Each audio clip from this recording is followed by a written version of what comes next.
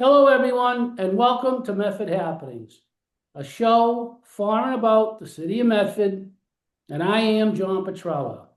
And the purpose of this program is to give Medford citizens facts and information to help you make informed choices.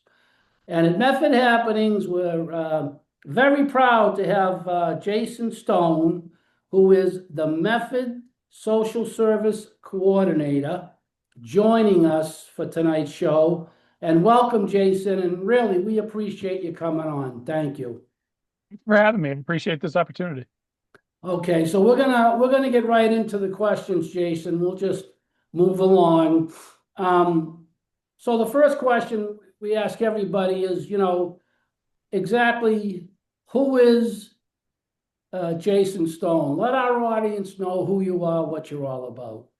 Locally, I like to say jokingly a little bit that first and foremost, I am not the Jason Stone that you see on the TV, especially if you watch Celtics games. I am not the same guy as the lawyer who sponsors the Celtics games. You're not the lawyer. We are not the same person, and it does come up every Yeah, single day, as you yeah, might I can see imagine. that. Yep. Yes, I am, in fact, the social services coordinator for the city of Medford.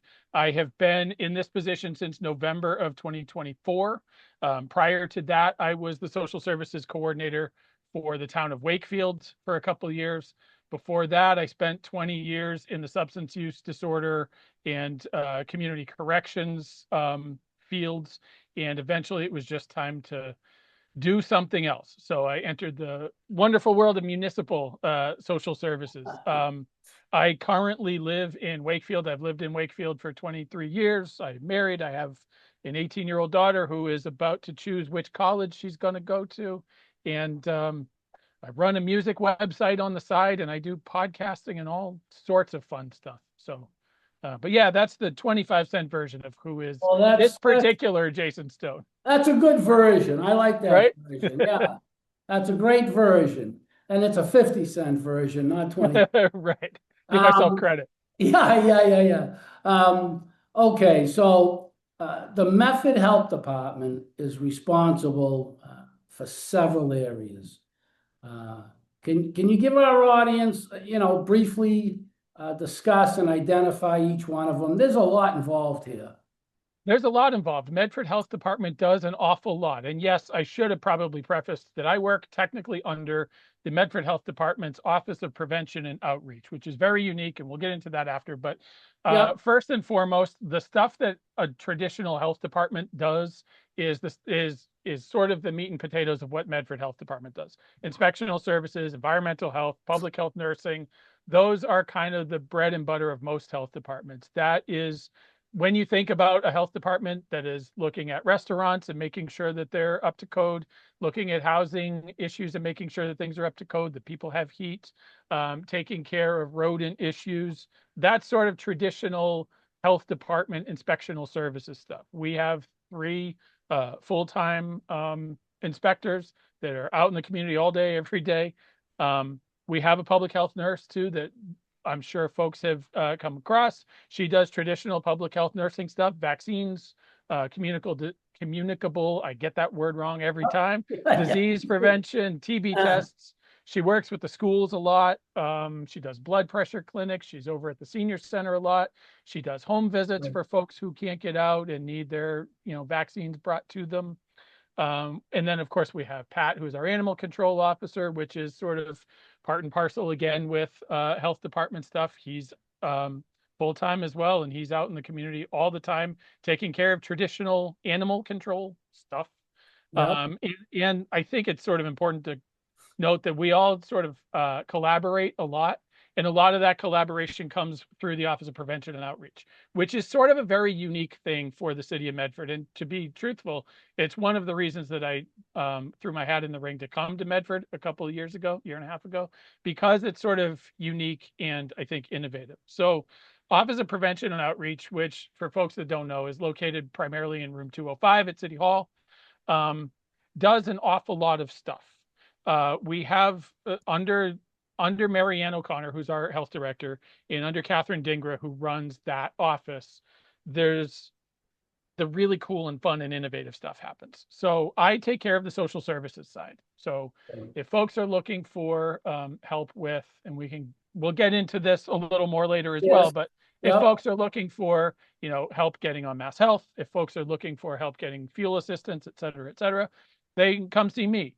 But we also have an outreach team that works all part-time out of that office, supervised by a guy called Patrick Donovan, who's one of our newest recruits.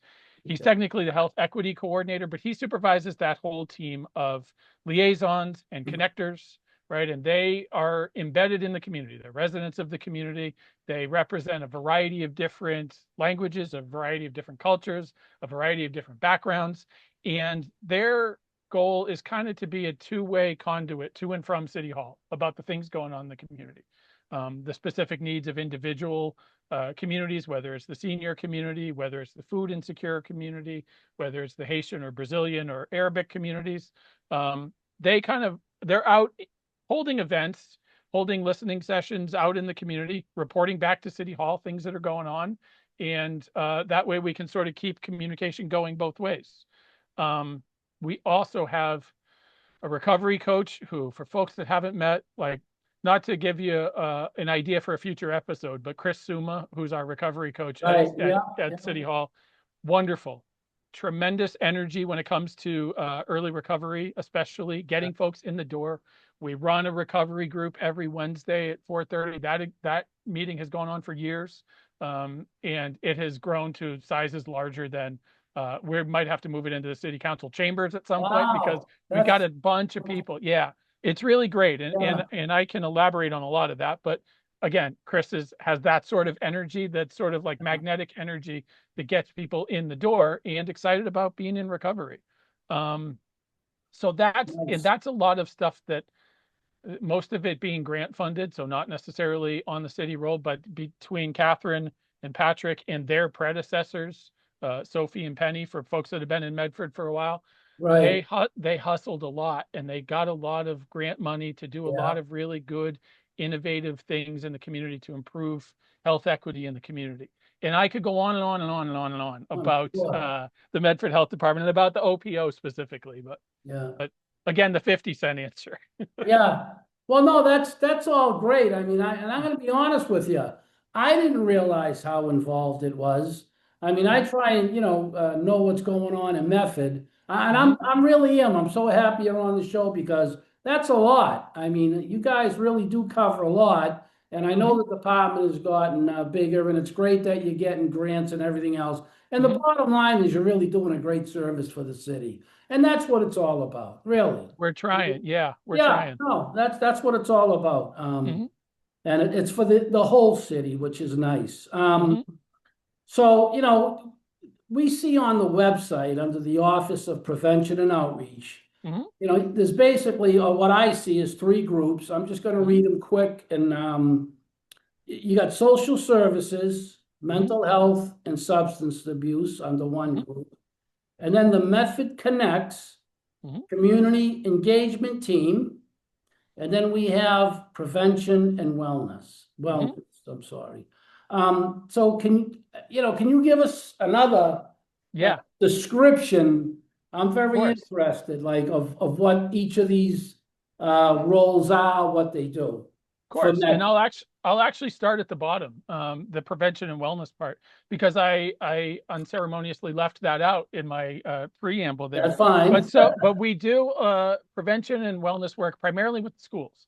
So we have a new prevention and wellness coordinator. Her name is Matisse. She's awesome. She's also got a great energy and I think can relate to the kids on their level, but also has a lot of background in doing outreach work and doing prevention work. So they're working in the schools, especially in the high school, about doing prevention related stuff and creating activities and creating resources for kids so that they don't, it's sort of upstream stuff, right? So you put in the protective factors upstream. So when their kids are school age, so that hopefully either they don't end up needing my services someday, like Right. You don't want them to hopefully need our your groups. services. Exactly, right. Or at least Yeah. if they do end up needing them someday, that they know kind of what's out there. And so they're doing a lot of cool things. in the school. Again, Matisse is probably another good person to eventually talk to really get into the weeds of some of that stuff. And I say to Catherine, so Catherine Dingra, who oversees our office, she was in Wakefield for a long time as well and worked in prevention, worked in the health department in Wakefield. She jumped ship and came to Medford probably 6 or 8 months before I did. And then I followed her here from Wakefield. But we sort of joked that like she's the macro person. She's the like see the grants and report on deliverables and all that Right. stuff. And I don't do that. My brain doesn't function with macro level stuff. Much easier for me to be out in the community or dealing with folks one-on-one and helping them navigate their issues. So that's sort of the social services, mental health, substance use Right. stuff all gets thrown under that umbrella. Because my predecessor, Alicia, who was in this role for the city of Medford for a long time, she cut her teeth in the recovery coach world and then became a social worker. So she sort of had that background, and my background is very similar to hers. So I kind of stepped into that role. Yep. And then the Connects team, the community engagement team, that's our liaisons and our connectors. That's our Haitian Creole connectors, Portuguese, Brazilian connectors. We have a mass health connector. We have a senior services connector. We have a food systems connector. I always forget a couple. We have a couple Arabic connectors. We Right. have a couple that focus on financial literacy. We have ELL connectors so that if folks in the community are new here and they need to get into ELL classes, well, we have an ELL coordinator who tells them where to go. We run community events at the library. We help sponsor ELL classes at the library. Nice. We'll throw community events to get people out so that they know that Medford is a welcoming place for everybody. Right. I mean, that's the goal, right? To make sure that Right. everybody knows that like they're welcome here and there's people there to help you if you need it. Yep. Um, It yeah, sounds like you that's got a lot of specialized, I call them specialized like services, people working. yeah. Yeah. Yeah, absolutely. And I think especially because some of the stuff that we have to navigate is so complicated. And so that's partially where I come in, right? To help Right. people navigate some of that stuff. And that I always say to people like this stuff, I understand why people are overwhelmed trying to navigate mass health or trying to navigate Medicare or trying to navigate housing applications. It's complicated for me and I do it for a living. I'm Right. not going through a crisis at that point. So Yep. I can only imagine if you've got language issues, if you've got learning difficulty issues, if you've Right. got on like homelessness issues, if you don't have a phone to be able to check a list periodic, like Yep. it's completely overwhelming. So my goal is to help make those connections and do it with people, not for them, but do it with them. Right. I mean, you take a lot of stress off them. They're in a stressful situation as it is, Mhm. and you're there to help them. And I'm sure that's a relief to them. So, Yeah, and sometimes I feel like and we'll get into this later in the list of questions, but sometimes I feel like the best thing I can do is just be an ear to listen to people right. Sometimes. because sometimes like I'm the one who picked up the phone first and actually listened to somebody as a Yeah. human and had a conversation. And it Right. to me that seems like a low bar, but sadly it's not, as you probably know. Right. No, I do know. Yeah. Yeah. I know. I know. Yeah. All right. So, this is kind of one of those questions, Mhm. I have to ask it. What is your role as a Mhm. social services coordinator? And then I'm very curious, how do you triage issues? I mean, like you just said, all right, you get the phone call. Mhm. I mean, it's got to be difficult, and then how do you triage it? What's the next process? Triage is actually a really good word to use in that situation. And Chris, our recovery coach, and I were just joking the other day, or not even joking, but commenting that like I've gotten into watching that show, The Pit, recently. And I don't know if folks Okay. have seen The Pit. Yes. Yeah. Phenomenal show. Yeah. And a lot of what they do is triage, like they're an emergency department. So people come at Right. them all day, every day with everything under the sun. And it's their job to not necessarily do the work, to sort of put out the fire in the short term and then Right. connect them with the actual like longer term treatment. Some ways that's kind of what our role is. So Chris more hyper focused on the recovery stuff, but he'll even tell you that like the more conversations you have about recovery with people, that might be a place to start. But that's really just the tip of the iceberg for a lot of people. When you get them in the door to talk about, hey, let's go to an AA or NA meeting, and then you kind of lower their guard a little bit, and then they talk to you about this, that, and the third that's going on with them. And you start to realize that, okay, there's other help out there. So my job, I always say to people, is to be a resource connector, not a resource provider. I Okay. am not your social worker. I'm not your therapist, your psychiatrist, your counselor, et cetera, et cetera, et cetera.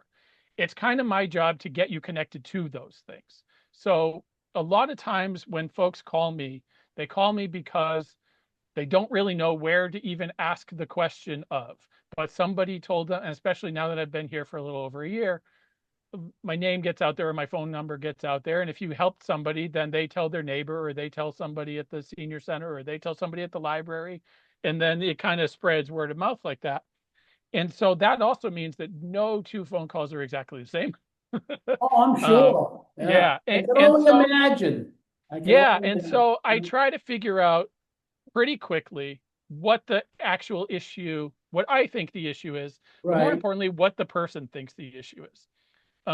Because like all of this is voluntary, right? So anything that I do with people is because they called me and they want help. So let's figure out what you want help with. Now, sometimes because of my background or because of the experiences I've had, I know kind of that there's something else under the surface there, but we have to build up that rapport in order to figure out what that is. Right. Um, and that, and it also includes phoning a friend an awful lot. Like, one of the best things about this world, there's very few communities around that have municipal social services people. These positions really kind of only started during COVID, Right. particularly like when communities had money, the ARPA money. That's kind of the origin of a lot of these sort of positions. Is community said, well, we've been talking about getting a social worker, a human services person for a while. It never really made sense necessarily to put on the tax roll, but now we have the ability to do that because we have ARPA money. So now's the time to do that, because Okay. schools have always had school counselors and Yeah. adjustment counselors and therapists, et cetera. And the senior center has the senior center and the social workers there, and they're wonderful, but there's kind of a gap in the middle. So I viewed myself as the gap in the middle. Now, obviously, there's some back and forth there, but to help people navigate the services that they maybe don't know how to navigate. Um, and yes, every single phone call is different, but we have created this little working group of other municipal social services people in the sort of greater Mystic Valley area. And we Nice. all know that we don't know everything. None of us pretend to have all the answers. Right. We just kind of know what the right questions are sometimes. And if I don't know, but I know that Tracy in Stoneham has a particular set of skills, or I know that Denisa in Arlington or Bridget in Medford in Malden has a particular skill, like, Yeah. then we'll all trade ideas back and forth, because that's like, none of us are reinventing the wheel, except that we're all kind of put into these positions and told to reinvent the wheel. So I Right. said, it doesn't make sense. Like, Yeah. we're all doing the same work, so let's lean Right. on each other. Yeah. And that's a good thing that you have Yep. all these people and you can lean on them and Super helpful. yeah, Super. I'm Yep. sure it is. Yeah. Um, okay. Mental health, yeah, it's an emerging area. Mhm. Um, and social services, this is my opinion, but it's also what I see. I mean, I would describe it as a significant surge Mhm. um, in mental health area. What do you think is the cause? I mean, what is this increase? Why? And any ideas, anything you can offer us?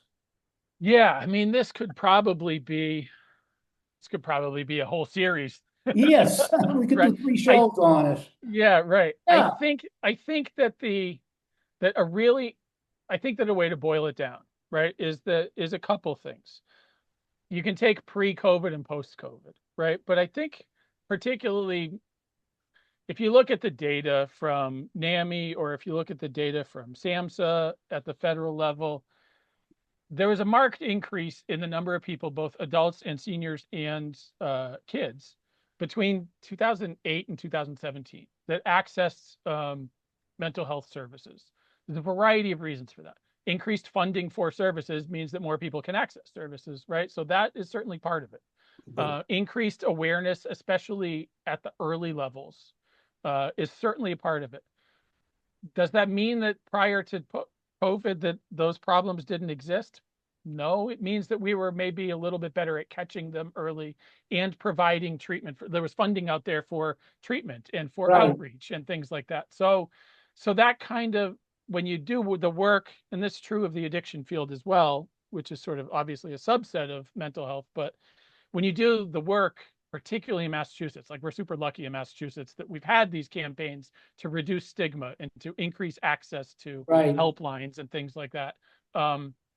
Whether that means that the actual problems got worse, we don't know. We know that more people are allowed to, are able to access those problems. Post 2020, obviously, there's been numerous reasons that there's been an uptick in mental health. COVID changed the game for a lot of people. COVID brought a lot of issues to the surface that maybe had been bubbling below before. Funding levels have changed in both positive and negative and sort of muddy directions. Yeah, And the sort of general unrest in the world has created a lot of that. Again, I do think we're still better. We try to be better about diagnosing issues and making treatment available. I mean, if folks have noticed, there's been a couple of mental health counseling agencies that have opened in Medford or are opening in Medford within the next couple. One that opened like 2 weeks ago, one that's opening next month. So there's more services generally available for people. We try to do a lot of work to continue to decrease that stigma about accessing services. We know that there's a population of people that probably had what we would call depression, that probably had what we would call bipolar disorder, that probably had what we would call post-traumatic stress disorder through the 50s, through the 60s, yes, through the yeah, 70s. But you didn't reach out for services like that. right. Like that A, they weren't available, and B, you manage things in other ways. So that's, again, that's not to say that those problems didn't exist, but I think that our awareness campaigns have done a lot about getting people to the point where now I'm going to reach out. Um, Hopefully that is a very, very scaled down answer of the real answer. And again, it could be like Right, an right. entire podcast itself about Oh, no, like yeah, emerging I mean, mental health trends. Yeah. no, I mean, I like that answer because Mm, I know, when I was growing up, it was different. I mean, sure. you didn't have the access that you have today. That's a good point. I never thought of it that way, Yeah, but you didn't have the access. you You didn't definitely have didn't. the diagnoses that we like. You would have kids in your school that nowadays might be Right, diagnosed with a variety of different things. right, And back then, they might have been like put in a special classroom or whatever, or hidden away, or they were the troublemakers, or they didn't last in school very long. So this right. sort of points back to those prevention factors, like the increasing the awareness and the ability for people to access Yeah, services earlier, mainstream a lot of things that can be mainstreamed, and hopefully they don't become problems for when you're in your 40s or 50s or right, 70s, and now it's maybe too late to address them. right. Yeah. No, I hear you. That's a good answer. I like that. I appreciate that. Put it Mm, that way. I really yeah, do. yeah. Yeah, that makes sense. All right, so I'm gonna go back to, the community, the connects, the engagement team. Can you briefly tell us more about them and, Mm, your prevention and wellness groups? mhm. Um, I know there's different roles, what separates them from your group? I mean, Sure. it's really complicated. It is, but I think that the important takeaway is that it's all collaborative. We might have one or two Haitian Creole connectors, right? Or liaisons, rather. There is a difference between liaisons and connectors, and I joke that I get it backwards all the time. So we Yeah, have community liaisons, who are people that are out in the community that are liaisons for a particular population of people, whether it's Brazilian Portuguese, whether it's Spanish, whether it's Arabic. Um, and then we also have connectors. So the connectors are exactly that. They are the people who connect. The liaisons kind of bring people in, and the connectors connect them to the other things out there. And I kind of help when there's stuff that kind of a little bit below the surface level, or things that are a little too complicated. So we have Haitian Creole liaisons, we have Brazilian Portuguese, Spanish, and Arabic liaisons, and they do a lot. You'll notice from time to time that there'll be like Brazilian Independence Day celebration. There'll be a Haitian Flag Day celebration. Right. Obviously, like our Black History Month celebration sort of falls in part under that. Events at the senior center. And a lot of that is sort of the public facing stuff to say, hey, we're here as, whether it's part-time or full-time or grant funded or like city role funded, like we're here as the city. And these are the things that are available. Let's have an event that just gets you in the door sometimes, right? That gets you to see Right. City Hall is a cool building, but it can be a little formidable for some people. And so it gets you like access to City Hall that way. And then if there are more specific needs, then the liaisons can help really tailor some of those events to the specific needs. So they'll do events at the library around immigration or around financial literacy, or around they'll team up with the folks at Mass Hire and do a collaborative event that gets people to sign up for Mass Hire so that they know what Mass Hire is, so that they know. They'll do them with DTA so people know how to access DTA. So they try to really connect, like once the people have already been brought in, right? Then we try to connect them to the other things that are available. Prevention and wellness. So Matisse does a lot of that stuff at the school level. So a lot of Matisse's groups are in the schools. She works with middle school and high school in putting together groups, putting together one-on-one sort of Right. activities. And then our wellness group is probably would be like our recovery group, our 4:30 Wednesday night recovery group that has been in existence at City Hall for a long time. It's generally in room 201, so second floor, and that is the way Chris runs it. Is the terminology in the halls is a checkup from the neck up. Like you can be, if you say you're in recovery, good, you're in recovery. Come on in. We got a Right. stack of pizzas. We got some salads. We got chicken fingers. We'll sit down. We'll break bread and talk about what's going on. Right. Sometimes that is like, how was your week? What's going on in your week? How's things at home? How's things with the kids? Like, what is going on that either is a stressor to you, but you managed it successfully, Right. or do you need a little more help? Do you need to find like additional resources? And if you do, Jason's right down the hall. Right. So So it's, yeah, yeah. yeah. So you're becoming, you mentioned all these events. So Mhm. your presence is there at all these events that are going on. To the best of my ability. We've always got people from the Right. connectors and the liaisons that are Yes. out, and to the best of my ability, I'm there too, but they know where to find me if not.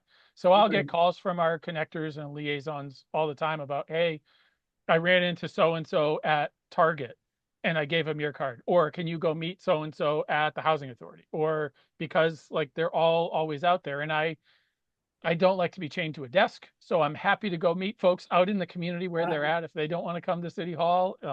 Yeah, And I have a feeling you're not changed to a desk. I don't like to be. No, I Yeah, like my I have office, a and I feeling you're not. I have a feeling you're out there, so. I I am out in the woods. I am Good. under train bridges. I am along the Nice. river. I'm at the library. Yeah, I like we're it. You're where you need to be. yeah. That's where you are. But I've always got my phone on, and people can call Yeah. me, and we'll get into that after.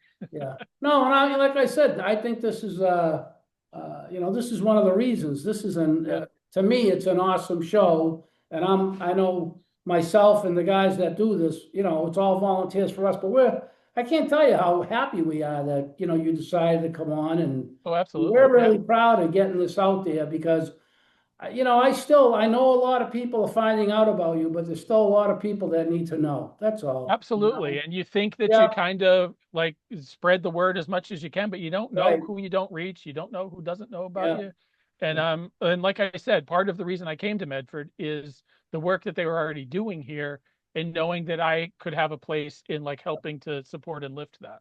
you're actually doing something, and that's great. Hmm. Um, okay, so now here's another question I have Of for you. It's the way my mind works. course. At what point, okay, do you decide that something is beyond your group's resources? And, maybe the residents should just call 911, or, I mean, I know you got to get some really tough situations, Oh, sure. Yeah. So I mean, is there any way you can sort of explain to us like what might, why you may call a 911, or it's something needs to be Yeah. handled immediately, so on and so forth? Yeah, I think that safety of the individual and safety of the community are always paramount, right? Okay, And yep, so, and we do this, which is a good point, and this is not under the umbrella of the health department, but it is worth pointing out that in Medford, embedded in the police department, we have a couple mental health clinicians. There are two of them right now, Rachel and Jose, and they're awesome. They're wonderful. They're fully trained mental health clinicians, and okay, so they are co-response. So if the PD gets a phone call that somebody's got a mental health crisis going on, um, they'll go out with the PD and they'll nice, sort of triage the situation that way. And as long as the officers that respond realize that like there's no weapons involved, there's not an immediate imminent danger to a person or the community, then they'll sort of pull back a little. They'll still be a presence, but they'll right, pull back and they'll let the clinicians sort of actually take the pulse of the situation. I kind of view my job and the calls that I get the same way. If somebody calls me and a situation is really an emergency, um, then I help figure out what kind of an emergency it is and who should call. Sometimes it is the PD by calling 911. Sometimes it's the non-emergency line because it's still critical, but it maybe not be emergency. Sometimes it means calling protective services, like elder protective services. If you've right, got somebody who, like a senior who had a pipe burst and has got nowhere to go and no resources to get there, then sometimes protective services has to get involved. They're always, and that's not to be negative, but sometimes like that's the resource that's available. right, Um, so the way that I always handle them, if I think that a person is in jeopardy of harming themselves or someone else, then that's above my pay grade. If they're not in imminent danger of harming themselves or somebody else, then okay, let's figure it out from there. okay, And triage again is sort of the right word, as long right, as it's not in a crisis. If it's a crisis that a person has to get to a mental health counseling center or to a shelter, then we'll do that and then follow up afterwards. But if the person's safety or the community safety, that's always going to be paramount.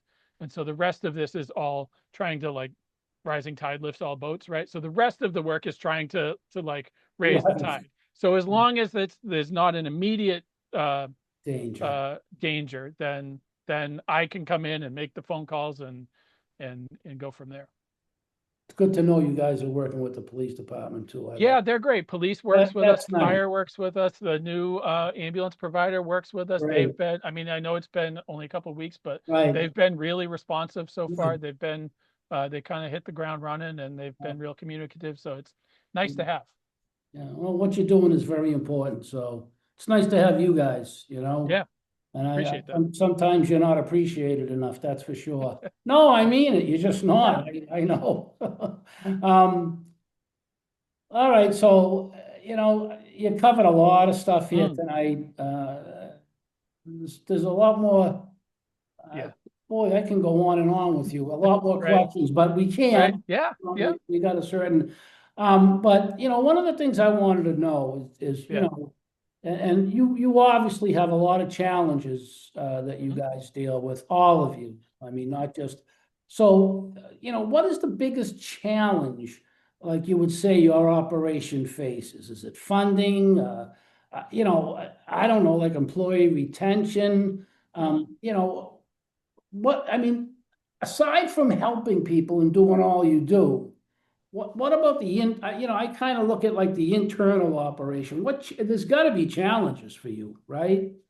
Yeah, I mean, I think that the most frustrating thing or the most challenging thing for me, and I've thought a lot about this over the last couple of days and Yeah, figuring out like what's the best answer to a question like this, right? And I think that when there's a situation where there's not an immediate fix, right? When somebody actually reached out and called you because they were finally ready to get help with whatever, um, and when there isn't an immediate fix, yeah, right? When yeah, when the help that's available and the help that they're looking for aren't the same. Now, sometimes like funding is obviously like the biggest issue, and it has been, and it always will be. And Yeah, that's not just at the city level, that's at the state level, that's at the nonprofit level, that's in the private sector. Like there's never enough money to go around it's for the all whole the world services that level. we Yeah, need. Yeah, yeah, yeah. you're right. And, Yeah, yeah, and so I mean, if we wanted to paint with a broad brush, right, it's always that we always need more resources. And the more resources that we have, the more resources that we need. The more people like me or the connectors or the liaisons or the recovery coach that we have telling people, hey, look, there's help available. Like we have to make sure that there is something available when we ask that. Otherwise it's empty and then we look bad, right. You right? don't look You good. can't Yeah, yeah, you can't do outreach and say, hey, come to this group, and then the group doesn't exist. Or hey, right, apply for this grant, but the grant doesn't exist. Like we have, like when there's not an immediate fix and when the system is just bogged down with um sheer volume of cases. Sometimes it's not usually staffing on our end, but staffing at other nonprofits. Like folks are historically understaffed and have been since COVID, right? Like that changed the math for a lot of people. right, And so the reality is that if somebody calls today because they need X, Y, and Z, hopefully I can at least connect them to some letter of the alphabet. It may not be X, Y, and Z. Um, and so really the biggest challenge is when you've exhausted the options, right? And then right. it's really just hurry up and wait for something to open up. Again, probably another thing that could be a series of podcasts, right? Is like how do we fix the various different Yes, uh, yeah, issues? But and it's not just funding. Like funding is the easy way to explain it, right, but that has to be targeted at the right places and spent in the right ways and developing the right programs. And so those are the things that frustrate me when I get to a it's one thing to reach out to a person to do outreach right, wherever and say, hey, there's stuff available if you need it. And if they tell me they're all set, they're all set. Fine. You know where I am if you need me. right. Yeah. If and when they come to me and say, okay, now I need, Um, especially if it's housing, like whatever, I could stand on the tallest soapbox in Medford and scream it as best I can. We don't have enough housing, and there's not enough housing for that folks can afford. And a lot of the calls that I get are about like I can't find immediate short term, immediate cheap, immediate housing. Like it right. just Yep. No, and that's that's the sad reality. it's sad. And it's been going on for a while, and I don't have the answers. I don't pretend to have Yeah, answers, but that's got to be. I know a few people personally that had some sure. problems with that. It really is. That's the worst. Yeah, and It's I a try. tough thing to try It and. is. And part of sort of what I appreciate about doing things like this is that maybe it gets somebody to pick up the phone earlier rather than, I'm being evicted tomorrow or my Yeah, lease is up that's tomorrow or the movers came 12 hours ago. Now I need help. Well, right. like we're kind of like Yeah, it's going to no, take I know. It's like, yeah, it's a miracle to find something yeah, in the short term. But so hopefully what it says is that, somebody realizes that 6 months from now their lease is up, their landlord is selling the house, or they know that their job is ending or whatever. And so now's the time to sort of make a plan for when that happens so that when whatever happens, like you've got things you can do. You've got steps. We've already made the phone calls, we've made the right. connections. That's what it's Yeah, all the about. earlier the better. Yeah. Yeah. Yeah, so you have time. Yeah, I mean that's Yeah. the right way to do there it. Yeah. there's never enough time, but Right. the No, I more the more understand. time we can get, the better. Absolutely. Better. Yeah. Yeah. So the early Yeah. starting things early is always Right. better. Yeah. Yeah. Yeah. Yeah. And I know the housing is probably one of the toughest ones. I keep hearing about all this affordable housing coming, but then I don't even know what affordable housing is anymore. That's for another show. I It mean, is. It is. I have said this before that a lot of the folks that I interact with, and this was true in Wakefield, this was true here, this is true of my colleagues everywhere. across the region, is a Yeah, lot of folks that come to us have resources at some level, right? They have enough coming in that so that they don't qualify for a lot of the programs that are out right. there, but Yeah, they don't have enough money to make ends meet, to pay mortgage, to pay exactly. whatever it is. So then it becomes okay, how do we chip away at some of that? Let's sort of put a plan together. Let's Yeah, connect you with the people that can put a plan together right. and like chip away at it. If we can't get this, maybe we don't need this, but let's get this and this and this and sort of like piece it together. Yeah, a lot of times it is that, maybe get them help with heating for the winter, whatever it is. Yeah, I hear you. There are people that make, I would say decent money, but the rents and things, the affordable housing, Yeah. like I said, I don't know what it is anymore. I have no idea. I Yeah. I shake my head a lot. Yeah, no, I do too, But because I yeah, don't but know what it is. Yeah. right. Yeah. All right. So now the most, we're gonna have you back on the show. Of course.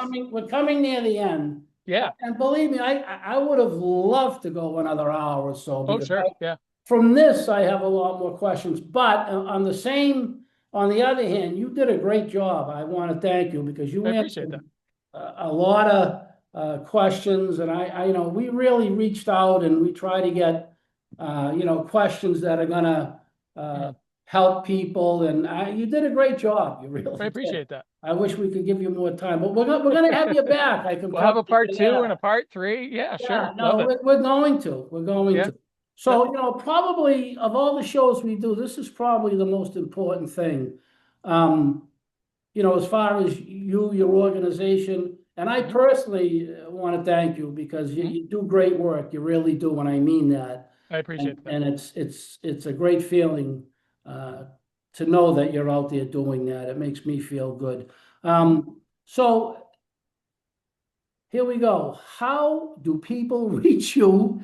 And like website, phone number. I mean, we want to. Yeah, I mean, we'll put that out there, but we sure. really want to put it out there. Yeah, people can always go to the Medford website under the health department. All that information is there. There's a lot of information on the website. You can always just call me. I'm in room 210 at City Hall. So if you're in City Hall, if you're looking at the chambers, I'm immediately to the left of council chambers. Okay. Um, Room People can 210. call my cell, which is, I'm sure it'll be in the literature. 781-654-5635 is my Okay. cell. My office number is 781-475-5646. Yes, I do have to read that because my cell and my office numbers are too close to each Well, other, like and me, I yeah. always Yeah, transpose it. yeah. Yeah. Yeah. You can email me, jstone@medford-ma.gov. I do office hours at the library every Wednesday from 10 to noon. I'm in study Oh, room 1 wow. every And that's Wednesday. something else. So you're at the library Every Wednesday, 10 to noon, Oh, study room 1. nice. Yep, Yeah. it's open office hours. Come in, hang out, talk about what you want to talk about. Sometimes that's a little more palatable for people than coming to City Hall for whatever reason. So, Right. and Yep. we have a great Yeah. library. So, Yep. yeah, they can, you know, if they're on Facebook, the community engagement team has a Facebook page that they're always pumping out literature about what's available and what they're doing. Right. And I can't keep track of all the events that they're doing. So check the Facebook page, especially because Samia keeps that Yep. pretty up to date. Yeah. Okay, Yeah. that's nice to know. That's good to know. There's a lot of Yeah. different places people can hook up with you. That's Usually important. because of where I am at City Hall. So if folks just come into City Hall and come up to the second floor, they kind of don't really know where they are and they'll look around and I can see them from my office. So I'll go out and direct traffic and Yeah, yeah, yeah, it's yeah. yeah. Yeah. So even that way, if you're lost, just come into City Hall. I'll find you. I appreciate it. I mean, this is good. People Yeah. know, I mean, hopefully it works out for people. That's all. I think knowing, I mean, I'll be honest, I didn't know where your office was. I hate to Yeah. Yeah. admit it, but I Yeah. did. Now I Yeah. do. So, and Yep. it's good to know. Yeah. And I'll be giving out information, that's for sure. Yeah. Please do. Please Yeah. do.